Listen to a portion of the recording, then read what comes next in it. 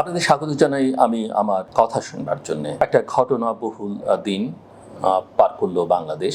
তার মধ্যে উল্লেখযোগ্য হচ্ছে উপদেষ্টা পরিষদের সভা শেষে খুবই আনইউজুয়াল ওয়েতে বা টাইমিংয়ে প্রধান উপদেষ্টা জাতির উদ্দেশ্যে দুপুর 2:30টার সময় বক্তৃতা করেছেন বা ভাষণ, যেখানে তিনি জানিয়েছেন যে উপদেষ্টা পরিষদে জুলাই সনদ অনুমোদিত হয়েছে, জুলাই চার্টার এবং গণভোট আর জাতীয় নির্বাচন একই দিনে অনুষ্ঠিত হবে। এটা বিএনপির চাওয়া ছিল, কিন্তু বিএনপি ইতোমধ্যেই বলেছে যে প্রধান উপদেষ্টা যে অঙ্গীকার তিনি জুলাই সনদে স্বাক্ষর করেছিলেন সেটা তিনি লঙ্ঘন করেছেন। আপনি জানেন ইতিমধ্যেই উপদেষ্টা পরিষদ সিদ্ধান্ত নিয়েছে এবং সরকার সিদ্ধান্ত নিয়েছে যে 4টি প্রশ্ন থাকবে এই গণভোটে। এটাও একটা গণভোটের জন্য আমি মনে করি যে নতুন বিষয়, এবং এই ধরনের 4টি বিষয়ে প্রশ্ন রেখে 40-এরও বেশি বিষয়ে জনমত যাচাইয়ের যে চেষ্টা, সেটা একেবারেই বিজ্ঞানসম্মত নয়। সেই সঙ্গে বিএনপি এটাও বলেছে যে সংবিধান সংস্কার পরিষদের কথা যেটা বলা হয়েছে সেটা ঐকমত্য কমিশনের সভায় আলোচনা হয়নি। উচ্চকক্ষে পিআরের বিষয়টি, সেটি নিয়েও তাদের ভিন্নমত রয়েছে, নোট অফ ডিসেন্ট রয়েছে। তো সেগুলো নিয়ে কিভাবে প্রধান উপদেষ্টা এই সিদ্ধান্ত তিনি বা তার সরকার দিলেন। জামাত তার তাৎক্ষণিক প্রতিক্রিয়া জানিয়েছে এবং জামাত বলছে যে জন আকাঙ্ক্ষা এতে পূরণ হয়নি এবং তারা দাবি করেছিলেন 8 দল যে গণভোট আগে হতে হবে। অর্থাৎ দেখা যাচ্ছে বিএনপি জামাতকে ওই সন্তুষ্ট নয়। এনসিপির প্রতিক্রিয়া আমরা এখনো পাইনি, মানে আমি যখন কথা বলছি বা এই বক্তব্য ধারণ করছি তখন পর্যন্ত এনসিপির কোনো প্রতিক্রিয়া পাইনি। কিন্তু এনসিপি কিন্তু বরাবর বলে এসছে যে জুলাই সনদে বা এই আদেশে স্বাক্ষর করতে হবে প্রধান উপদেষ্টার স্বাক্ষর। এটা কোনো প্রধান উপদেষ্টার স্বাক্ষরে কোনো অর্ডিন্যান্স হয় না, আদেশ হয় না, এবং সেটা স্বাক্ষর করেছেন যেটা স্বাভাবিকভাবেই হওয়া উচিত রাষ্ট্রপতি শাহাবুদ্দিন। এবং রাষ্ট্রপতি শাহাবুদ্দিনের এই স্বাক্ষর করা নিয়ে কি প্রতিক্রিয়া এনসিপি বা অন্যান্য দলগুলো দেখাবে সেটা আমার ঠিক এখনো ধারণা নেই। তবে আমি মনে করি তারা একদিন যে ভাষায় কথা বলেছেন সেই ভাষায় এই বিষয়টিও এইসব রাজনৈতিক দলকে সন্তুষ্ট করতে পারছে না। সব মিলিয়ে যেটা দাঁড়ালো, জামাতের কথাই আসি, যে সংকট আসলে কাটলো না, সংকটটা থেকেই গেল। ওদিকে জানেন আপনারা যে আওয়ামী লীগের একটা কর্মসূচি ছিল, লকডাউন কর্মসূচি। গত কয়েকদিন ধরেই বিভিন্ন জায়গায় অগ্নিকাণ্ডের ঘটনা ঘটেছে, বাস গাড়ি এগুলো জ্বালিয়ে দেওয়া হয়েছে। কালকেও দেশের বিভিন্ন স্থানে একই রকম ঘটনা ঘটেছে, মানে আজকে লকডাউনের দিনে একই রকম ঘটনা ঘটেছে। এবং লকডাউনের এই কর্মসূচিটি দেওয়া হয়েছিল এমন একটি দিনে যেদিন আন্তর্জাতিক অপরাধ ট্রাইব্যুনাল শেখ হাসিনা সহ অন্যান্যদের বিরুদ্ধে একটি মামলার রায়ের তারিখ ঘোষণা করবার দিন ছিল আজকে। এবং চিফ প্রসিকিউটর ট্রাইব্যুনালের তিনি বলেছেন ক্ষমতাবান যেই হোক না কেন, যত ক্ষমতাবানই হোক না কেন, তার প্রাপ্য শাস্তিটা তারা নিশ্চিত করবার চেষ্টা করছেন এবং সেই জায়গায় ঠেলে দিতে পেরেছেন। জামায়াত এই জায়গায় তাদের প্রতিক্রিয়া ব্যক্ত করেছে জামায়াত ইসলামী।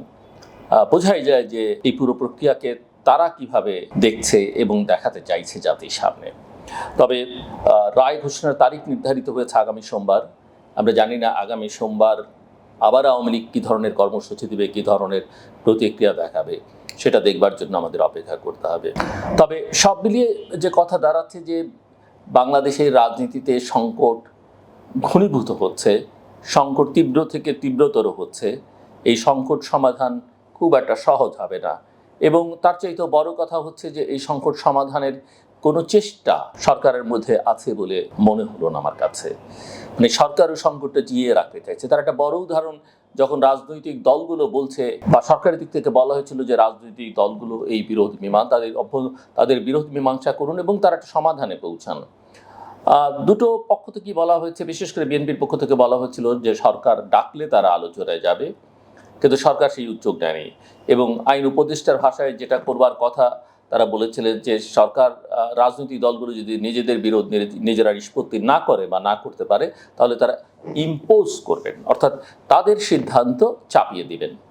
এবং এটা এখন মোটামুটিভাবে স্পষ্ট। এই অধ্যাদেশের মধ্য দিয়ে, আদেশের মধ্য দিয়ে, অর্ডিন্যান্সের মধ্য দিয়ে সরকার আসলে তার সিদ্ধান্ত চাপিয়ে দিয়েছে দেশের রাজনৈতিক দলগুলোর উপরে এবং জনগণের উপরে। এখন এটা আমাদের কাছে খুব একটা স্পষ্ট নয় যে কোনো বিশেষ রাজনৈতিক শক্তি বা দলের সঙ্গে সরকার আসলে গোপনে কোনো আলোচনা করে এই কাজটি করেছে কিনা, সেটা খুব একটা স্পষ্ট নয়।